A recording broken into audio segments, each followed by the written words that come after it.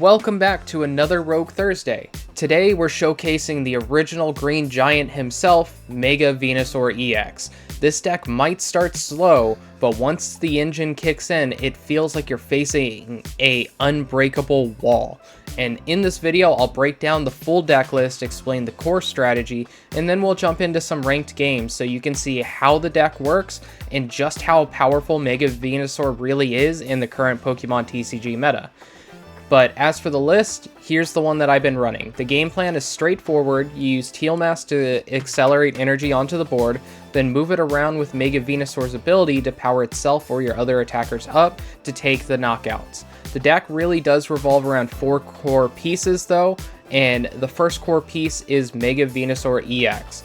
He's our main attacker, swinging for 240 damage while using Solar Transfer to freely move Grass Energy across the board. Our second core card is Teal Mask Ogerpon. He's our secondary attacker, capable of one-shotting most Pokemon thanks to Meganium support. Its Teal Dance ability is the key energy engine that fuels the deck while also giving us some card draw at the same time. Our third most important card that is a core card is Meganium itself. With its Wild Growth ability, all Grass Energy counts as 2, reducing attack costs and turning Teal Mask into a serious threat. And then our fourth core card is a brand new one as well, Forest of Vitality. This broken stadium lets us instantly evolve any grass Pokemon straight into Stage 2 as long as we have the Stage 1 and Stage 2 in our hand, giving this deck its explosive setup potential and making it feel like your opponent has no time to get ready sometimes. As for techs, I've included 2 standout cards. You have Wellspring Ogerpon, which is excellent against single price decks like Typhlosion and Gardevoir. And then you have Toedscruel in here with its Slime Mold Colony ability. It gives us extra control against threats like Gardevoir, Dragapult, and most importantly, Goldango, which is one of our harder matchups since we rely on very high HP EX Pokemon. And before we get into the matches, make sure to hit that like button and subscribe for more Meta Mondays, Rogue Thursdays, and my 1-month 1-deck series every Saturday. And now let's get into game number 1. Alright, so game number 1. Our hand is looking pretty decent. We see a Pheasantipity on the opponent's side. Here we are able to get into a Teal Mask, and then we can use this other Nest Ball, get a second Teal Mask going. Generally, you want to start your first turn off with getting a Chikorita, a Bulbasaur, and then double Teal Mask off. That's like the perfect start for you. And then you just need to find your Bayleef, Meganium, your Ivysaur, and your Venusaur, along with your Stadium. So there's a lot of pieces that you need to get the ball rolling, but that's why we have so much card draw in this deck too. You got like the Lillie's Determination, you have the Teal Masks that are drawing every turn. They're drawing at least 2 cards because it's 1 per. And then we now see our opponent is actually running the Pidgey Charizard deck. So this is a easier matchup for us because Charizard is weak to grass, so we don't have to spend as much in the tank in order to be able to one-shot them. Here we are just going to use that Lillie's Determination after getting down a second Chikorita. We expect the first one to get knocked out at some point, and then here I'm debating about either the Toedscool or a second Bulbasaur. I do decide to put down the Toedscool because if we do find the Toedscruel, this is one of the matchups where Toedscruel's Slime Colony can actually help a lot. So here they do use a Lillie's Determination themselves, and they are just getting everything set up. They have a Artisan, which is most likely going to grab a Chi-Yu. And then the only thing that we have to be worried about here is the Rare Candy Charizard play, but they don't have it. So we get another turn of being able to continue to set up. Here we do hit them with the Iono. We find a Ivysaur and a Venusaur, but we don't have the Stadium yet, so we are just going to do some of this card draw, see if we can draw into it. We don't, so we just put down the Ivysaur, and we hope that they don't have the Pidgeot plus Rare Candy Charizard, or just Pidgeot plus Charizard. Here they do have the Rare Candy Charizard, and now it's just, do they have the Pidgeot or the boss in order to bring up the Ivysaur, and do they realize that that's the play that they need to do? A lot of this deck is playing around the fact that it is brand new, so people don't really know exactly what to focus and when to focus it. Generally, if you are playing against Mega Venusaur, focus on getting rid of their Teal masks. They're going to have all of the energy early, so if you can get early attackers that can deal the 210 damage to knock those out, definitely do so. Otherwise, you aim down the Meganiums to stop them with their double energy. Now, in here, we did hit them with the Iono, and that was pretty huge. We got the Toedscruel off of it, we get to draw, we find a Bayleef, which is really nice for us. And then here we can use the Venusaur. We're going to have to move 4 energy because we can't get down a Meganium just yet. Moving the energy over to the Mega Venusaur also isn't that terrible either, because they don't run anything that can one-shot the Venusaur. They do have like the Chiyu that can one-shot the Teal mask. So one of the things that we should have done here is we should have still moved one of the energy off of the other Teal mask onto the other one, so that way then it was a 1-1 split, because this way they can easily just boss up the Teal mask that still has 2 energy and get that energy off of the board as well. So that way then we only have 4 energy left on the board, which is still more than enough for what we need in this matchup, but it's something to be wary about later on if you do get more in depth with this deck, is trying to spread your energy and play around your Mega Venusaur and all that. So our hand is looking really nice right now. We do have a Meganium, we do have a boss, we have a bug catching set, so we can get some more draws if need be. The Wellspring we don't necessarily need. There is a reasoning behind it, because if we can put that down, then we can easily knock out 2 Pokemon at the same time next turn. And it does mean that we have a answer if they do decide to hit the Teal mask. So here they do have the counter catcher.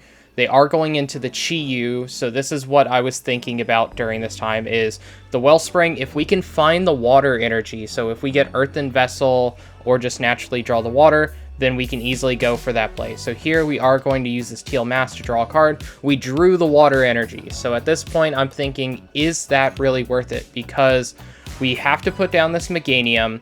We're giving up 2 more energy because our retreat cost on Venusaur is 4. So we're going to have to give up 2 energy. They do count as double, that's why it's only 2 here. And then we're also going to be having to give up a 3rd energy because it's going to be put back into the deck with the water energy due to the Wellspring Torrential Pump effect. So here we are just going to do exactly that. I realize that that is the best play to do in this situation. And we're going to move the energy off of the Teal mask and keep the 2 energy on the Venusaur. This again plays around another boss, plus like if they get a Chiyu started next turn again. And this way we also get rid of the other Charmander back there. We could have gotten rid of that Tatsugiri, but getting rid of the Charmander is definitely the right bet, because that's their other main attacker if they can get it built up.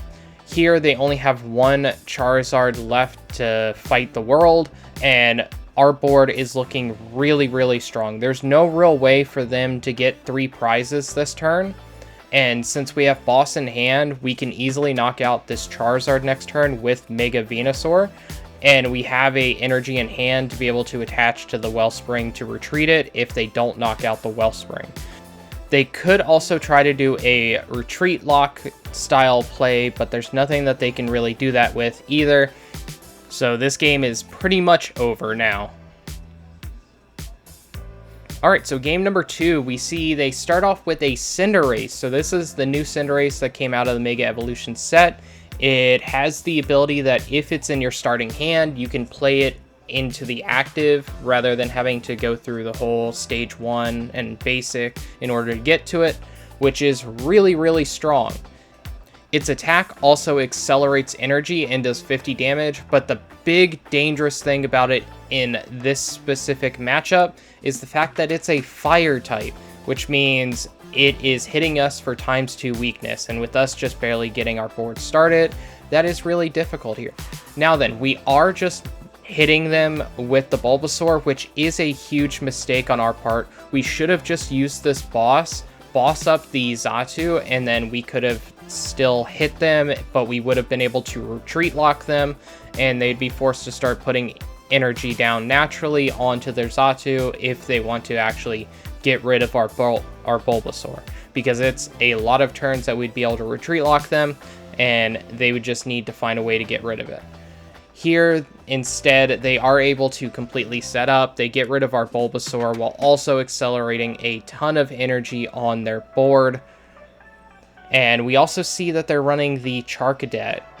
And here we top deck into a Ultra Ball, which is really nice. So what we can do is we can get rid of this Energy Retrieval, and then we could get rid of the boss right now, or get rid of the Meganium. Instead, it's very tough to figure out which one is correct in this situation, because we have no card draw. That's the big issue here. Instead, we get rid of both energy. We do get the Teal Mask, and then we're going to have to use this Energy Retrieval now, which does get those 2 energy back, and that does let us get a card draw here, and we still don't find what we need. So this would have been perfect as a hand if we would have done the boss play last turn, because we would have been able to get straight up into a Mega Venusaur. It still wouldn't have been able to attack, but we would have at least had a bigger body on the field if we wanted to.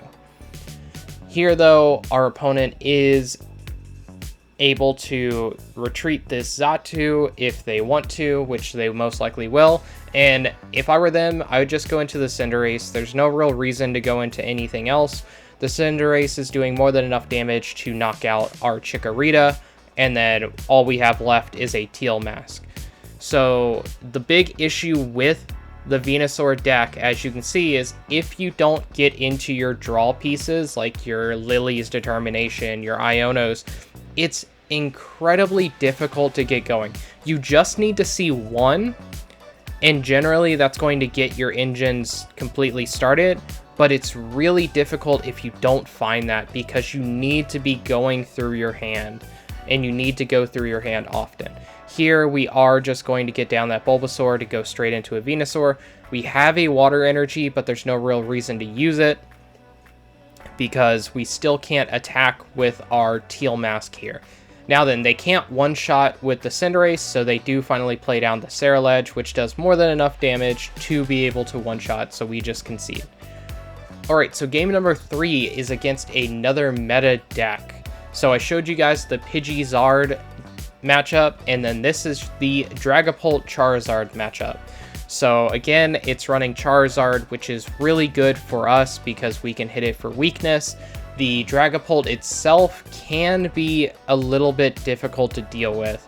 We have a lot of pieces that are higher than 60 HP, but that just means that they just need to do 2 attacks in order to be able to knock out multiple Pokemon in a single turn. So we really have to play around that. Here, our hand is looking decent. We got our board completely set up. So if we find what we need next turn, what we're hoping to draw, well, they hit us with the Iono. So it would have been nice if we drew into a Bayleef or drew into a bug catching set, because then we would have been able to go straight into Meganium. Here, though, again, we're in the same position where we need to draw into a draw supporter, and then we also need to draw into like a Bayleef, because then we can actually get everything down that we need to, and then we'd have to hope for a draw supporter as well off of the 1 Teal Mask draw that we can do. And then if we can get that, hopefully we can find everything else. So we top deck another Grass Energy, which is fine. We find a bug catching set. So I'm going to do another draw since we had another energy in hand, and then we will do the bug catching set. Here, we don't have an Ivysaur. I'm thinking about just grabbing the Mega Venusaur, because it would just get shuffled anyway. So here we are just going to pass. They will be able to knock out this Bulbasaur, and then they could also knock out the Toedscool. So they can get 2 prizes this turn, and that's what I'm expecting them to do.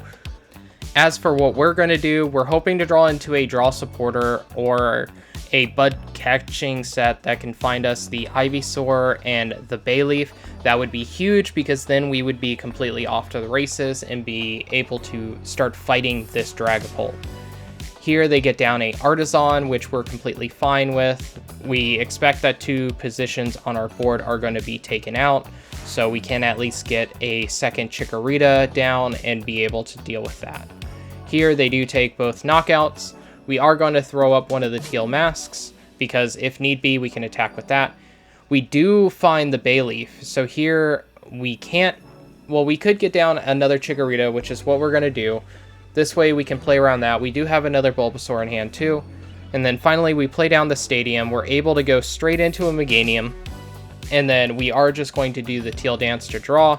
We draw into a Nest Ball, which isn't enough.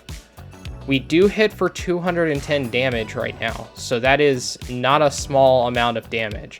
We do that, now we're setting up to be able to take a knockout next turn. They're not going to be able to knock out our Teal mask this turn unless they play the Monkey Dory along with a Luminous Energy, and that would be their main way of being able to knock out our Teal mask. Right now, they do play down a Charizard, they get 2 energy down on it, and we're not really afraid of the position right now. Here they get down another Dracloak, they do get down the Chi-Yu. That card is pretty scary for us, but we have to knock something out for it to do enough damage to one-shot a Teal mask. So we're still in a decent position. Here they decide to waste a boss, and they just hit our Teal mask. They're going to put 10 damage on the other one, and then they start spreading on the basics that I have to be able to put those within range of one shot as well. This bug catching set is huge. We find an Ivysaur, that's all we really needed off of it. We do get that down. We are going to be able to retreat this Teal mask. It does take an energy off of our board, but we are completely fine with that. Now we do use that energy retrieval just to draw it. We are going to draw a card. We find a Night Stretcher, which isn't bad either. And I'm thinking about putting all 3 energy on the Venusaur right now because it is the safest choice. They're not going to be able to one-shot it. It's going to heal that 20 damage up anyway, and it's a 380 HP powerhouse. So here we do find a Earthen Vessel and a Grass Energy off of our prizes. Now then, they can go into the Chi-Yu, and then they can use another boss and knock out one of our Teal masks, taking 2 more prizes, and then they just need to do that one more time, but that's asking for a lot from them. Here, they do hit us with their A-Spec, the Unfair Stamp. We find a boss plus a Grass Energy, which is huge, so we can actually use this boss, if need be, to boss up the Charizard, knock it out in one shot, go down to only 2 prizes remaining, and make it super easy for us to just win the game. So here, they're just taking a little bit of time. They go into the Charizard themselves, so we don't have to use the boss, but this way, they're setting up to knock out the Mega Venusaur next turn, and then take a knockout on one of our basics as well with the Dragapult. That way, then they can just win the game. Luckily, from that one draw that we had from the energy, we get the Picnic Basket, which is huge. That actually just saves the game for us. And then we do get to take a knockout on this Charizard, and they're still able to do exactly 200 damage, which is all that we have left as HP on the Venusaur, but we are completely fine with that. As long as they don't take all of our energy off the board, then we do still have a chance of winning the game. So here, they are just using Lillie's determination. They're trying to find answers and everything. Generally, their best play at this point is, well, they play out the Charizard, but their best play would be to use the Dragapult to be able to knock out the Venusaur and then deal enough damage to knock out the Teal mask as well. But instead, they go for the Chi-Yu. So they give us a chance of still winning the game. Here we draw into the Night Stretcher, which is huge because now we can get back a Grass Energy, and then we get a draw off of the Teal mask in the active, and we actually get the other energy that we need. So all we have to do is just attach this, use boss, and knock out the Charizard. But in the moment, I use this Ultra Ball because I'm trying to figure out exactly what to do. I forgot Meganium was down on the field. Here we're just grabbing a Ivysaur, because while I'm doing this search, I then realize, oh wait, I still have the Meganium on the field. So I'm going to be able to do more than enough damage to knock out this Charizard. And that's exactly what I do, and that's how we win game number 3. Overall, Mega Venusaur is definitely a solid deck right now. It still has a few kinks to iron out, but it absolutely has the potential to become a strong meta contender in future formats. I had a lot of fun playing it, and I highly recommend giving it a try yourself as well. Now, and if you enjoyed the video, don't forget to hit that like button and subscribe for more Meta Mondays, Rogue Thursdays, and my 1 month, 1 deck series every Saturday. Also, let me know down in the comments if you would take Mega Venusaur to your next tournament as well.